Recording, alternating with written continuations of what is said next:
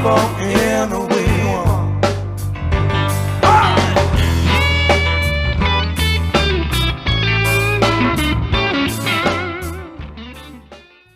So there you go. I'm John Kane, and I welcome you to Let's Talk Native on this Saturday, December 28th. While this program may not provide a path to spiritual enlightenment, we do start and sometimes, or encourage and sometimes do start conversations. We don't do prayers or buffalo speeches. We take a tough look at history, oppression, survival. We talk about culture, the arts, politics, and identity. And we may step on a few toes along the way. But our real goal here is to bring people together by breaking down what separates us. We will take on the false narratives, provide critical thinking to all that is being heaped upon us, and we do it all right here from the Cattaraugus territory of the Seneca Nation. So let's talk Native. But first, let me remind people that our audio streams at www.letstalknative.com. We stream live video of the show on Facebook Live or via Facebook Live on our Facebook group pages. Our shows are available as podcasts after our broadcast, and we take the video and we put it up on our YouTube channel, which is Let's Talk Native TV. You can subscribe to our podcast by searching Let's Talk Native with John Kane podcast, and subscribe to our YouTube channel by searching Let's Talk Native TV. We are also on Instagram at Let's Talk Native TV and Twitter at Let's Talk Native. I am the host of Let's Talk Native, and I am assisted here in studio by Jake Proud, who's managing our video and our sound. All right, let's get into it.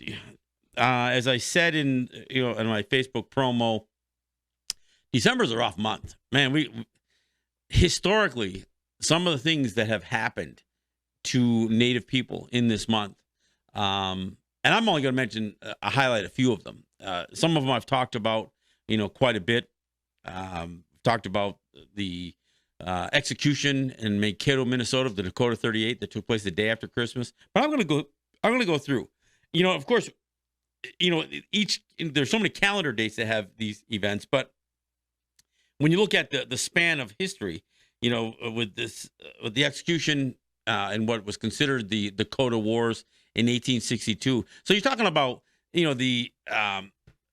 you're really talking about the conflicts that were going on with Native people through the mid 1800s right to the end of the century. And I'm talking about armed conflict. I'm talking about massacres. And it's not because massacres didn't take place before that, but these are the ones that are well reported. And so I'm going to go through a little bit of it. In 1862, earlier in the year, you had Lincoln pass the Homestead Act and then screwed all the Native people that he pressured to release lands. See, the Homestead Act was this which had been talked about for several years, even before Lincoln was the president, was about trying to get white civilians to move to the West and squat on Native lands. So what the federal government did is they said, well, we're going to claim those as federal lands. So in order to claim Native lands as federal lands, they had to come to some sort of agreement with Native people. And those agreements were absolutely fraud. I mean, and there's very little question about that. I mean, most of the payments that the federal government was supposed to make in association with these transfer of lands from Native land to Native ownership and Native control to federal lands, the payments never got made. They just didn't get made. So Native people were left not only without getting their cash payments, but even some of the provisions that were negotiated. So this Homestead Act in 1860 would really lead to a lot of conflicts. Out of that conflict was considered the Dakota Wars. And it was the Dakota Wars that led to this execution that I've talked about in 1862 of 38 Dakota. The execution order was signed by Abraham Lincoln. The execution took place the day after Christmas in 1862. And, of course, the good people of Mankato, Minnesota came out in droves. There were over 4,000 spectators that couldn't wait to see this. And again, spectators, spectacle. Yeah, they couldn't wait to see the spectacle. The idea of a massive gallows that was constructed that could hang 38 people at once. And Jake made a good mention after a show that I did for New York. The interesting about the gallows is they arranged it so all of the native people had to face the crowd. I mean, it was they had ropes hung on all four sides of this huge square platform. And so as they lined these guys, this wasn't a row, this was like theater in the round. Literally. I mean, that's what a spectacle they made of this thing. So imagine this massive gallows where you had all these native guys led up the stairs to face all these white people who could not have been happier to include a good hanging as a part of their Christmas celebration. So that's what took place. Now, the other thing that's interesting, and I always try to make a point that we have to put history in context. And when people talk about Abraham Lincoln, they never talk about what he did and how he screwed over native people. Never talk about that. Oh, the great emancipator. Well, ironically, it would be 1 week after this execution that came by his hands, by his own hand, that he would do and stand at the podium in D.C. and at the White House and talk about the Emancipation Proclamation. So while history will always speak favorably of Abraham Lincoln, it'll never talk about what he did to Native people. Now, the other thing I think is interesting, I've mentioned this before, but almost 400 Native people were put on trial. Almost 400. And over 300 were convicted. Over 303 were sentenced to death. But Lincoln decided that would have been way too much and way too much of an execution. So he whittled the number down to 39 and then ultimately to 38. And the rest would just die in prison. Now, so what were they being tried for? Well, there was a war. I mean, these were battles that were going on between the Dakota, who had been displaced from their land, had not been paid for by the federal government for the land they were displaced from, and their lands were invaded by armed white settlers. Now, I mean, people say settlers, and everybody thinks of Michael Landon and and Little House on the Prairie. Well, no, these were armed. These were business transactions. These people who moved into Dakota Territory, they were armed white men, and armed with the specific purpose of fighting off Native people, fighting the Indians. So this was a war. And essentially what these almost 400 people were accused of was conducting this war, which resulted in the death of almost 500 white people. So 400 people put on trial for the deaths of approximately 500 white people.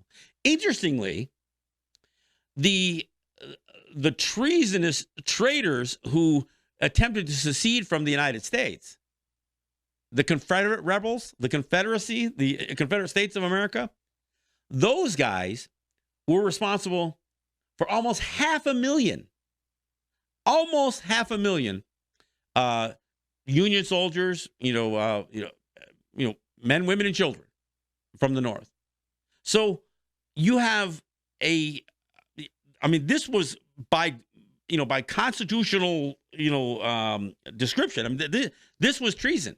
What the rebel soldiers had done was punishable by death, but not a single rebel soldier, not a general, not an enlisted man, none of them were ever tried for treason or murder or anything else. So 500,000 people were killed between Union soldiers and the people who supported them. 500,000, and not a single person was tried. They were granted amnesty. Now they couldn't get free land like the folks in the white folks from the North could. But it's interesting when you set these two things in perspective. You've got Native people who are defending an invasion on their land, who are tried in a court that wasn't even really. There's no legal basis for the way that they were tried. Why were they tried? If it was murder, why wasn't it a civilian trial? And if it was enemy combatants, then why weren't they tried as an enemy force? Which under rules of war, they would not be tried and hung for for defending themselves or for waging a war. That's not what would happen. So it's kind of bizarre on a couple of different levels. But so that's what happens. Again, that's a December issue. December of 1862, the execution at Mankato, Minnesota. By the way, I congratulate those guys who do an annual ride to retrace what those folks who were led to their execution had to endure. They do a ride every year that leads up to the day after Christmas, and they ride to Mankato, Minnesota. They've been doing it for almost over 10 years now. So I congratulate those guys who made it. But let's talk about other things that took place in December. In fact, let's go back to the very end of November, because on November 29th, and I realize that's not December, but it's almost December. It's still the holiday season, right? One of the most disgraceful and despicable massacres that ever took place happened. It's called the Massacre of Sand Creek Massacre, and that was in 1864. So that's only a couple of years after this execution in Mankato, Minnesota, still under the Lincoln administration. And this would be widely reported as just all kinds of crimes. I mean, mutilation, women having parts of their bodies cut off. There were some stories of people having the skin flayed off their bodies so they could cover books, including the Bible, with them. Men had their scrotums cut off so the white soldiers could make tobacco pouches. Literally, we're cutting up the genitalia of men and women. On the after the carnage of the Sand Creek Massacre, little children were being shot at as if they were just target practice. There's one description of a child who's wandering around naked, just barely a toddler, barely walking around looking for among the dead bodies, looking for his mother. And the guys pull out their rifles and take turns taking a shot at him. Missed, got him. And this account was actually written of by a reporter. So I mean, it's and that's November 29th. That's just heading into the holiday season. All right, in 1872, this is a massacre that isn't widely talked about. It's called the Skeleton Cave Massacre, and this is another one where, let me back up. To put Sand Creek in perspective, as many as 500 people were killed, massacred, and over two thirds of the number of people killed at Sand Creek were women and children. So that's what the United States was responsible for. That's 1864. So 1872, the Skeleton Cave Massacre. A bunch of Native people had retreated and were literally holed up in a cave, and U.S. soldiers were firing upon them. This was just over 100 men, women, and children who were. They were trying to topple stones on them at the mouth of the cave. They were creating rock slides on them. They were shooting at them. I mean, again, this is 1872, and that's on December. That's today. Today's the anniversary of the Skeleton Cave Massacre. Look it up. I mean, anytime I talk about something here on the show, I hope people check the information, check the data. I guess. I mean, make sure I'm not giving fake news here. If I say something that's wrong, it's because my information's wrong. It's not because I'm trying to make stuff up. But that's called one of the names. A lot of these events have different names to them, but that one was called the Skeleton Cave Massacre. Howard Zinn, if you look at some of his project, he covers this. And of course, then there's tomorrow. Tomorrow, the December 29th, is the anniversary of the Massacre at Wounded Knee. Now, the Massacre at Wounded Knee is famous for a couple of reasons. One, it is essentially what people consider the bookend, the final massacre that the U.S. soldiers committed against Native people. That's one of them.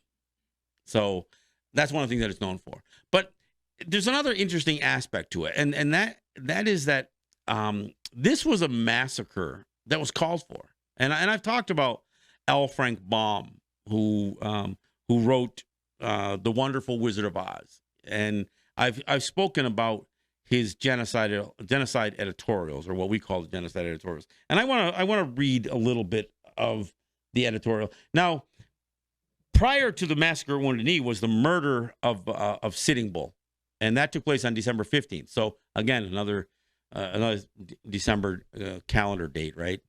December 15th, Sitting Bull was murdered. I mean, they showed up in the at dawn to catch him off guard with enough people, and they just killed him. They just killed him.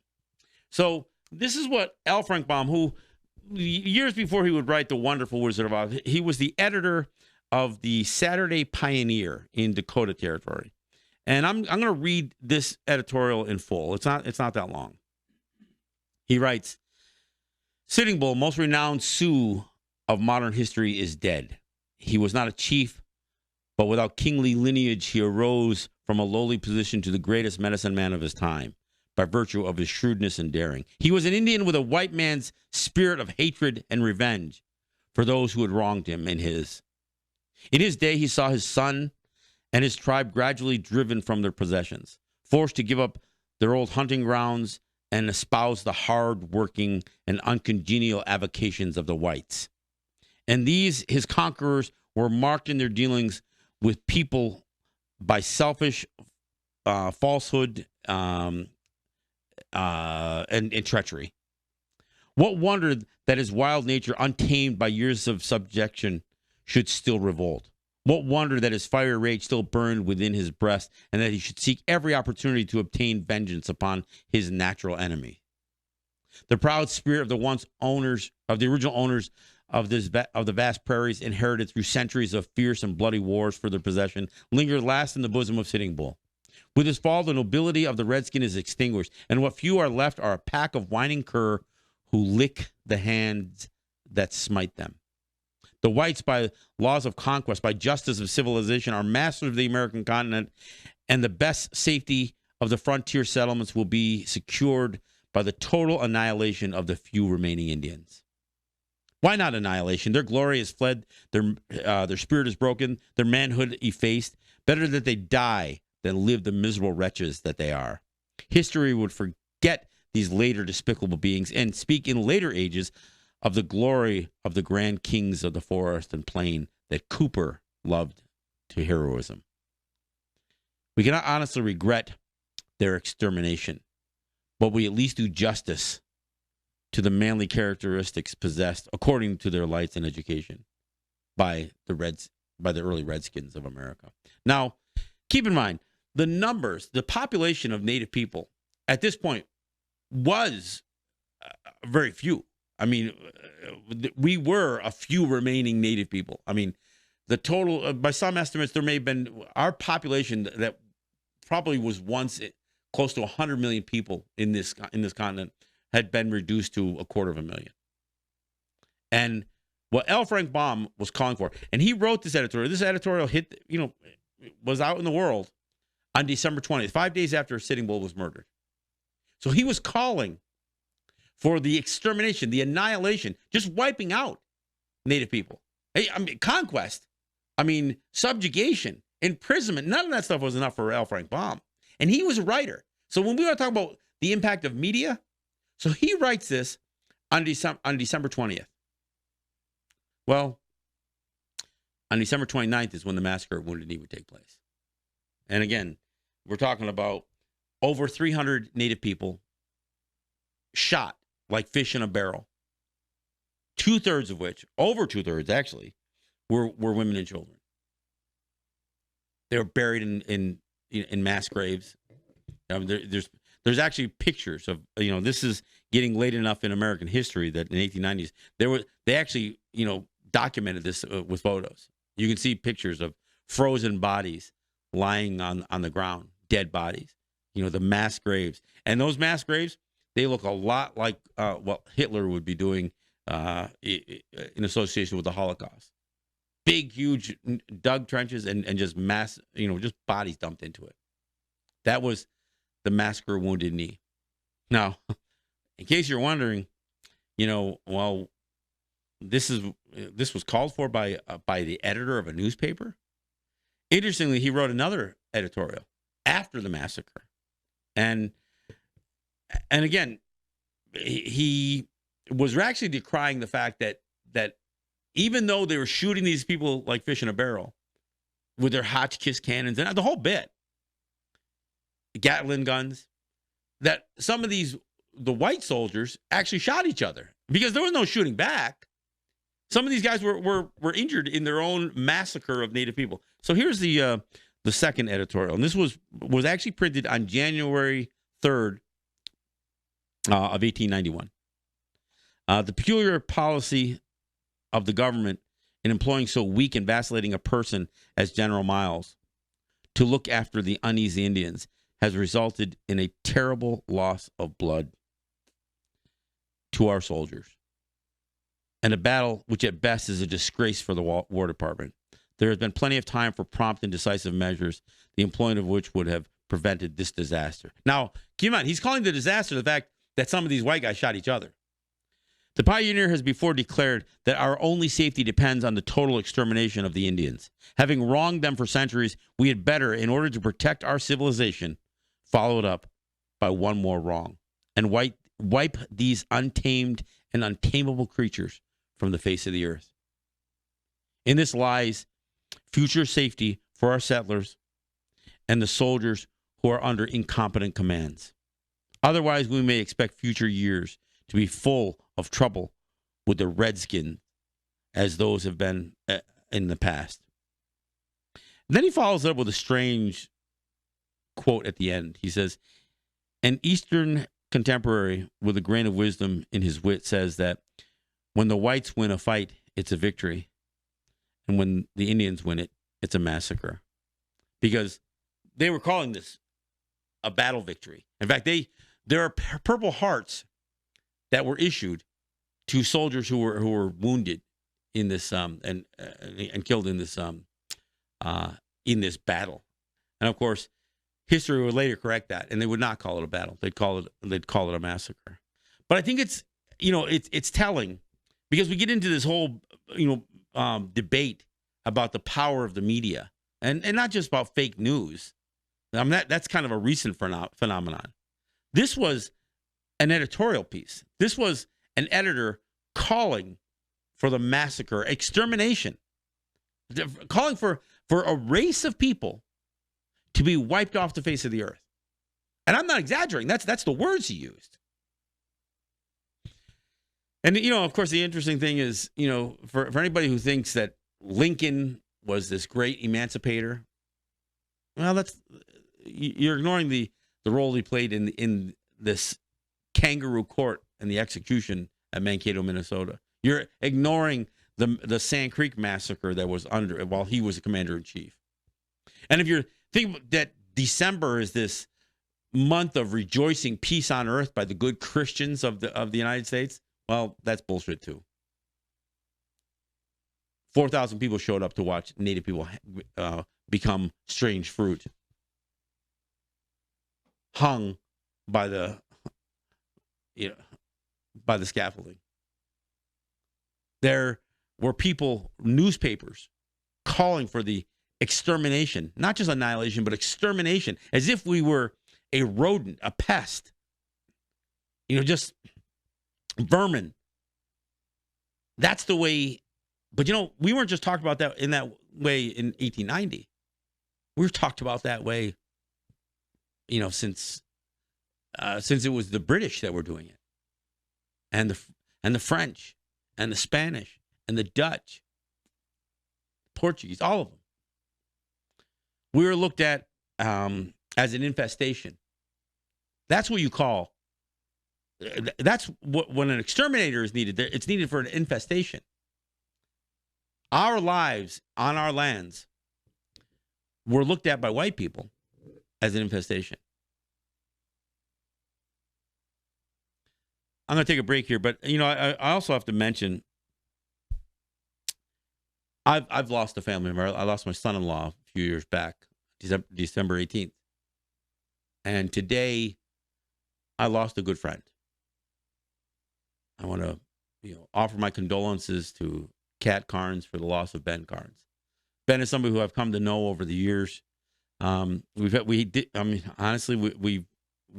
been a guest on my show. We've talked a lot about, some of the things that he's advocated for as an activist. We talk about some of the Choctaw stuff. Ben is Choctaw. We met only once, and ironically, it was at the funeral of my good friend Sugar Montour. And Ben's been battling cancer this year. And cancer is, for me, it's not the same as the disease, the smallpox blankets. But much of the cancer that we experience in our territories, in our lands, is the result of just irresponsibility on the part of the capitalist system that people want to rave about. The military-industrial complex. So whether you're talking about Love Canal, whether you're talking about San Carlos Apache, being contaminated by Agent Orange, the pollution, the dumping that has taken place. Some of my good friends in the Ramapo having their lands contaminated by Ford Motor Company, and then getting screwed in the settlement after beating them in court. No, a lot of times the very disease that our people have had to face were intentional. So whether it was smallpox, whether it was venereal diseases because of the rape of our women, whether it was tuberculosis and the amount of children that would die in residential schools simply because it was better to don't bother quarantining. No quarantine for kids in a residential school. Just let them die. There was as high at some points the mortality rate was as high as 50% for Native kids in residential schools because of the conditions that they were forced to live in: malnutrition, disease, unattended, no health care. Oh, there were doctors there. There were enough doctors there to do sterilization programs and make it so many of those girls would never have children again, or never have children. Period, I should say. But look, we're at the bottom of the hour, so I'm going to take a break, and we'll come back and we'll wrap up the bottom half of the show. This is John Kane. This is Let's Talk Native. We'll be back after this.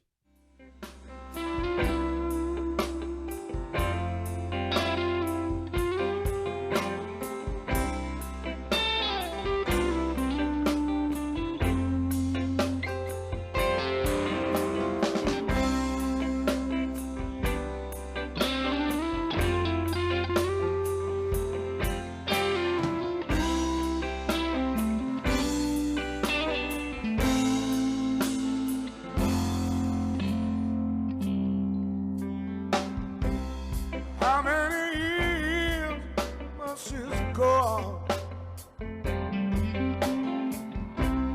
How many tears must we cry? And how many promises are broken?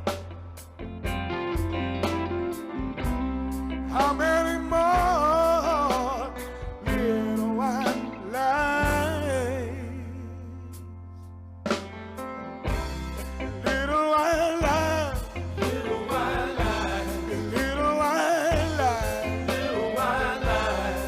Keep on telling me the little white lies. Keep on telling me the little white lies. Teach your children in the classroom English history. What do they teach about the Indians? Took us prisoner in your fight to be free. Little white lies, little white lies, little white lies, little white lies.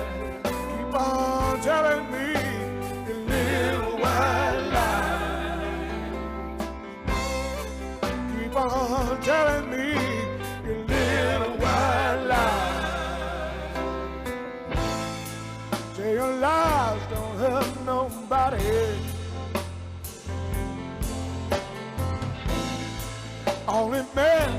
know yourself.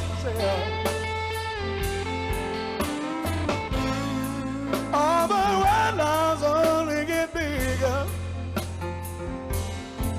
Start to lie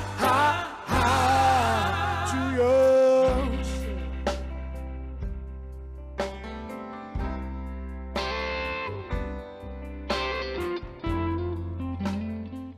All right, thanks for coming back. This is John Kane, and of course, that's Murray Porter with Pappy John's band, Little White Lies. And, you know, there are lies of fact, and then there's lies of omission. And, you know, what I try to do with this show is provide people with information. And look, is it happy information? No, it isn't. Most of the history is pretty terrible. But this isn't about trying to trigger the trauma that Native people have experienced, you know, historically, intergenerationally. It's about almost celebrating the fact that we've persevered through all this. I mean, everything that our families have gone through, our ancestors have gone through. And, you know, I can be as critical as anyone about decisions that were made by past generations that, you know, gave up land or didn't teach the language or, you know, didn't stand strongly enough to defend, you know, some of our cultural practice and that kind of stuff. And I don't really condemn the people of the past, but I know that there were decisions made and they were tough decisions based on the shoes that they were wearing, the paths that they were on at the time.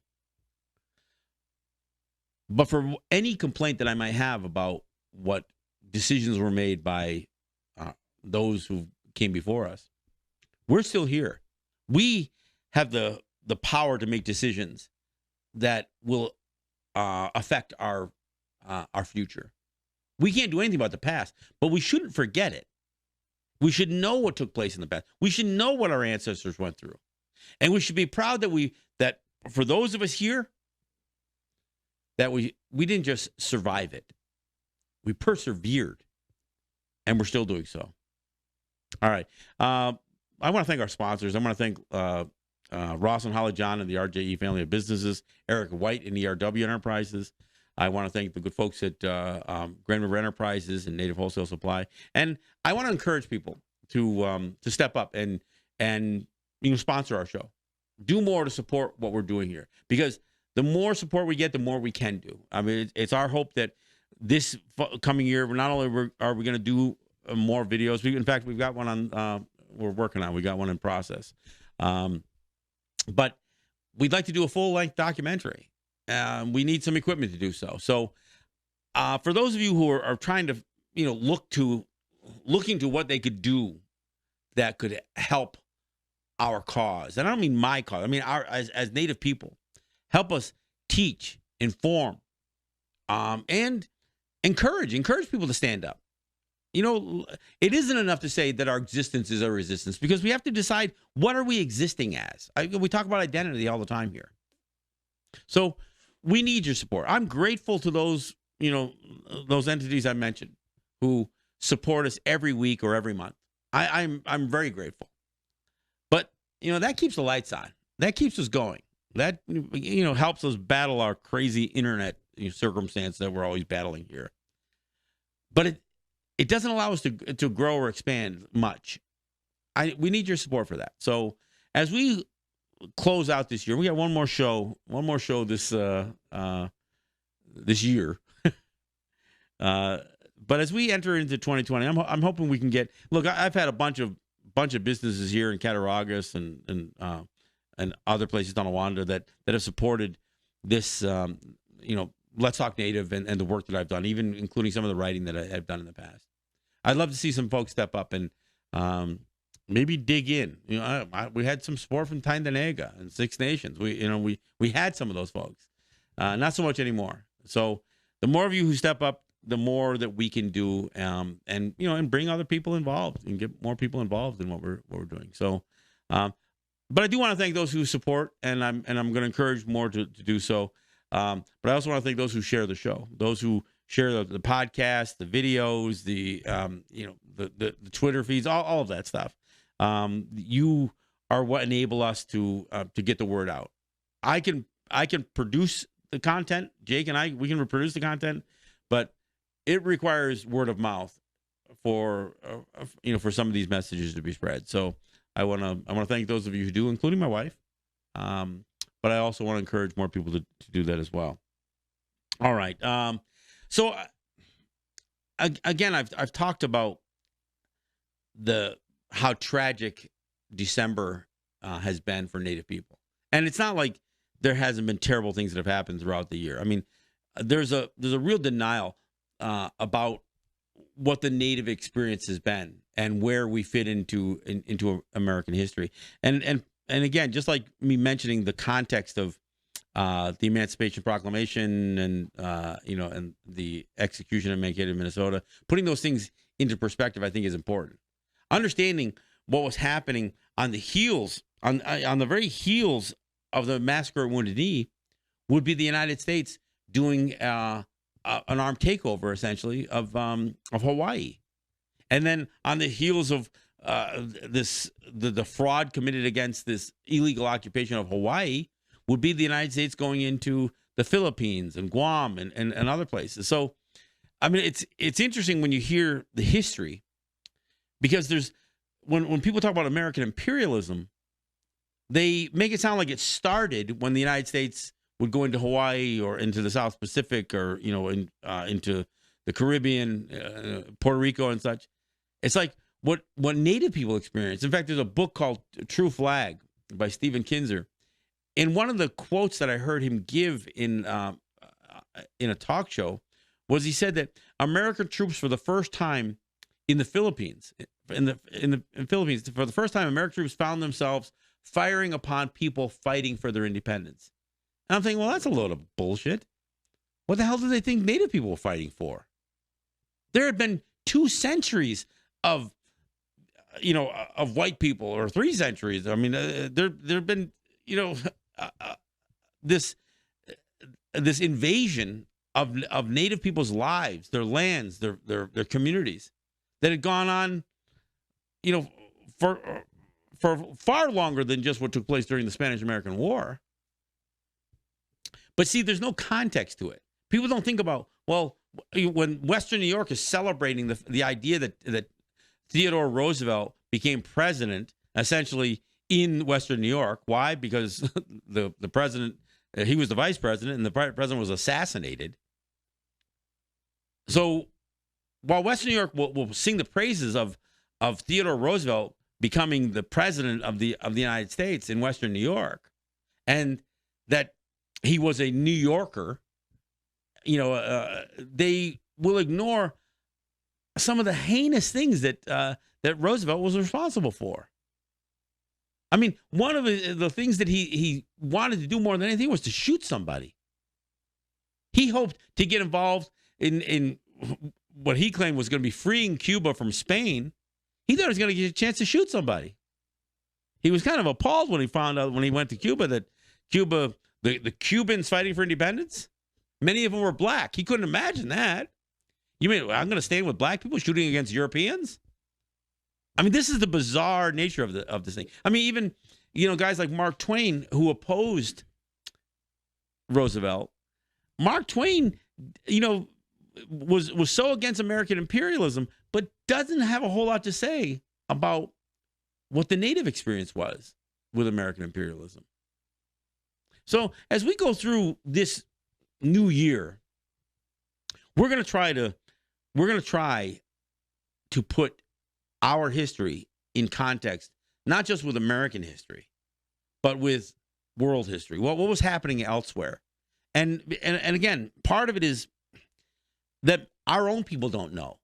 We look at our experience with the United States or with the individual states almost in a vacuum. We don't look at what was happening. Oftentimes, to the extent that Native people interacted with each other, we were pitted against each other. The United States, the states themselves, they tried to figure out ways that they could get Native people, fighting against Native people. In the same way that they tried to use freed enslaved black men to take up arms against Native people. When I talk about that Homestead Act, the ones who were encouraged to take to get free land, free Native land, Indian land. I mean, they've advertised it as that Indian land for free or for sale. They encouraged the newly freed slaves to do that. In fact, the only people who could qualify for the Homestead Act were people who could prove that they had never taken up arms against the United States. So all the rebels, the Confederate rebels, they couldn't apply for land. Of course, the system was so wrought with fraud that who knows, who really, I guess they could document who really got most of that land. But Native people couldn't because we had taken up arms against the United States. So Native people couldn't even file for free land from the land that was taken from them. They were disqualified. They were prohibited from the Homestead Act. Rebels in the South were prohibited. But good, solid Northern white men and freed slaves, although it was touted as that. In fact, that it was one of the things that Lincoln, proposed as part of what would be Reconstruction. But I don't know how many black families really were encouraged to do so. I mean, it's not like there wasn't plenty of racism to go around. Not just for, in this situation, the North was claiming that they were all for granting equality and citizenship to black people, but that wasn't happening to Native people for quite some time. In fact, by the time there would be an effort to even consider where Native people fit into the mix, they wouldn't offer citizenship. They would try to impose it. 1924, turn of the century. Even as American imperialism is taking place, there was still imperialism taking place on the continent. There was still the United States trying to subjugate Native people because we were still here. Our numbers were down. Much of what L. Frank Baum was looking for, this extermination, much of it happened. But there wasn't the total annihilation that he was calling for. They come up with other tactics for doing that. Impose their citizenship, residential schools, starvation, failure. Most people don't realize that many of the so-called uprisings were born specifically out of the failure of the United States, going back to Lincoln and before. When the Cherokee were moved off of their lands and out to Oklahoma, it would be over a decade before the Cherokee would get the payment that was supposed to be the reason for moving them. It would take over a decade. So that's how long the fraud would continue. And we could argue that we were never made whole. Certainly the fraud associated with these land deals, these treaties, it's not just about breaking the treaties. It's about not ever paying up. So, but this is what's not ever put into proper context. And when most Americans don't know enough about their own history anyway. But the little bit that is put out there, singing the praises of the founding fathers. You listen to all this talk about, the Constitution, what a great document it was. No, it wasn't.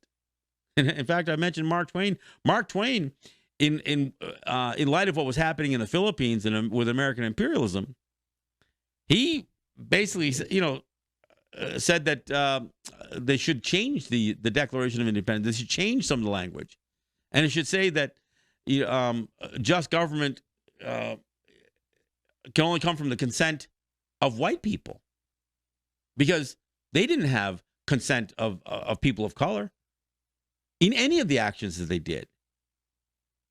So when you look at the Constitution and the Declaration of Independence, the foundational documents of the United States, it was all about white people. So when people get mad at me because they say, "Oh, you're always spinning that race card," look, it's the foundation of the United States. Slavery, land theft, murder, massacres, the rape culture.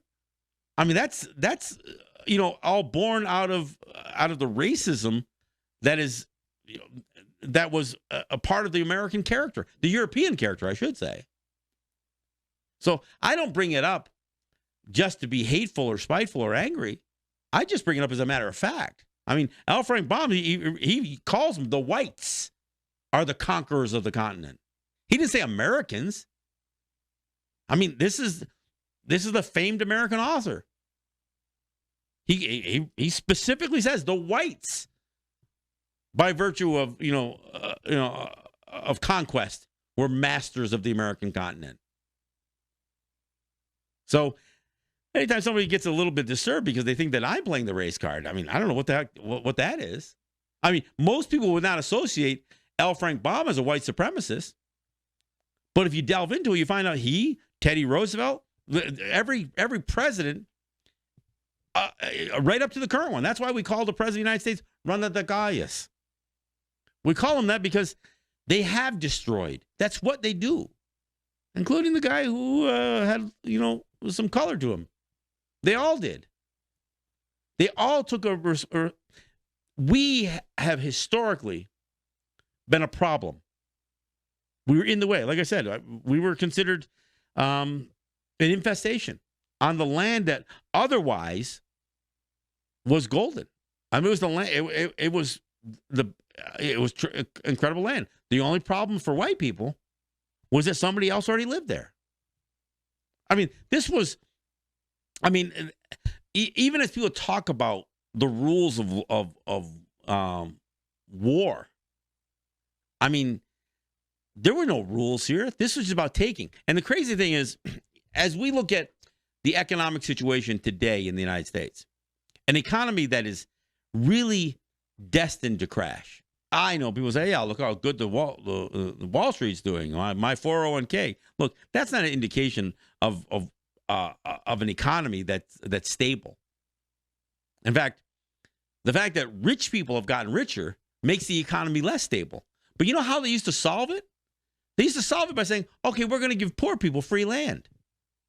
We're going to take over another country. We'll take over Australia. We'll take over Africa. We'll take over Asia. We'll take over, all the native land. There was always this way that countries, especially the colonizers, the imperial countries, like Great Britain, like the Europeans, like the United States, one of the ways they could always bolster economy was to expand, take land.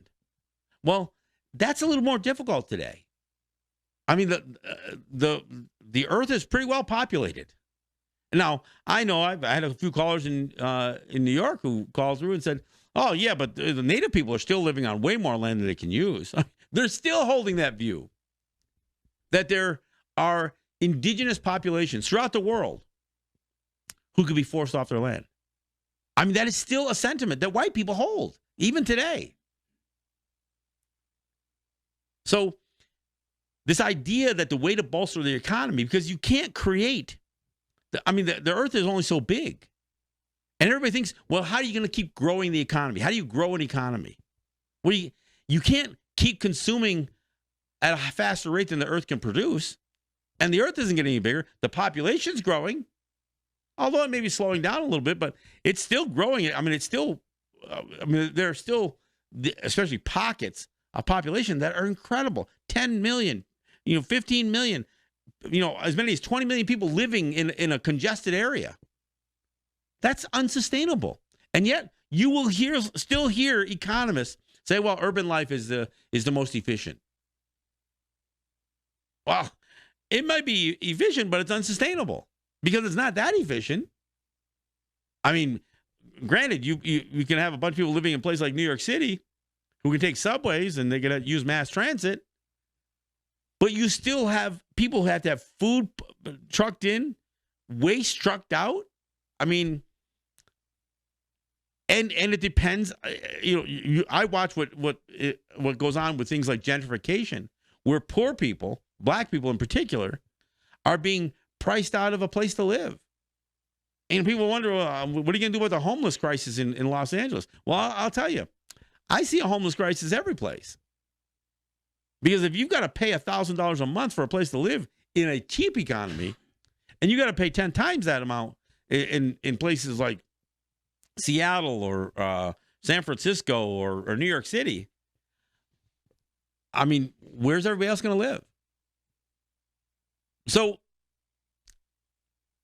one of the things and I had a quote from John Kennedy. Let me see. He talked about how the Homestead Act was one of the greatest economic stimuluses that was ever. Let me see if I can find it here. Yeah, I don't see it right off the top, but yeah, he just thought it was great that that you could have an economic stimulus just by going into vacant lands. Of course, the whole idea that lands were vacant, it wasn't necessarily true. You have to move people out of land to make it vacant. I mean, the doctrine of Christian discovery was based on this concept of what they call terra nullius. And it meant vacant land, void land. Because why? Because we weren't even considered human beings. And right up into the 20th century, that was still the view that was held. Racism is still based on a hierarchy that white people are the only ones who are truly human, are civilized, and that everybody else is something less than that. That's the foundation of racism. And now you look across the globe, you've got more nationalism, more countries that are trying to become exclusive, that are trying to, push out people who aren't like them. You've got, that's what you hear in Donald Trump and the Trumpsters that follow him. Even in India, you're seeing this. I mean, I don't know why I said even India, but in India you're seeing it. In Great Britain you see it. In France you see it. In countries all over the world. I mean, South America. You're seeing more and more countries that are trying to bring in what they call it nationalism, but it's really racism. In the United States, they stopped talking about white supremacy. They started talking about American exceptionalism. And that's just a euphemism. When you consider that, well, what is an American? What is the image you get of an American by default? It's a white person. Because if you're talking about black people, you'd say, African American or black American. If you're talking about Native people, you'd say Native American. If you're talking about a brown person speaking Spanish, you'd say a Latin American or Hispanic American. When you just use the word American, the assumption is you're talking about a white person. I mean, it's the default person when you use the word. I mean, look, the word American doesn't even belong to the United States. I mean, America includes from Greenland down to the tip of Chile. Which one is the one that goes all the way down the bottom? Yeah, Chile, I think. Yeah, I mean, so the tip of South America, all the way including Greenland. That's what America is. All those people are Americans by definition of the continents. But the United States says no. We're going to claim that word. When we say Americans, we mean U.S. citizens. And when we say Americans, we mean white U.S. citizens. I mean, there's still a debate today. Are black people Americans? If they're Americans, why don't they have the same rights as white people? I mean, I'm not even claiming to be an American. So I don't need to be put in that, into that conversation. But racism is such a big part of the. I mean, when you talk about American, I don't want to say culture, but character. The character of the United States is still heavily loaded with the exploitation of people of color.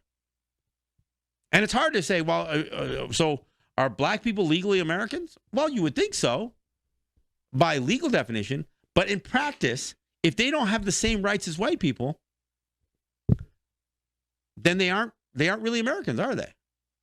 I mean, that's the debate that has to be had, right?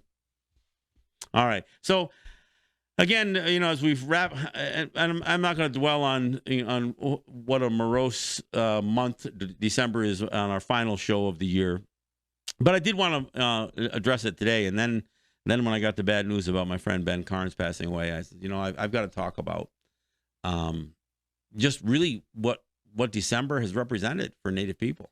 And again, I'm impacted by it. Look, my birthday's in December. I mean, so yeah, there are people that come into the world on December as well. But historically, when I think about the number of people, men, women, and children, who were murdered at the hands of the United States government, and their military, their courts, their presidents, December is not a very good month. So I am hoping, I'm optimistic for a new year, but it's hard for me to talk about happy holidays. And of course, there's not a holiday in the month of December that's meaningful to me. So I want to thank you for listening. Please share the show. Look for our podcasts and look for our videos. We were having a little bit of internet trouble today, so the best viewing of this show may be when we post the video up on YouTube by tomorrow. So check it out. And check out my show from New York. I did a really good show in New York on the execution of Mankato, Minnesota. So check that out as well. And that just got posted today. So this is John Kane. This is Let's Talk Native. We'll see you on Tuesday. Yahweh.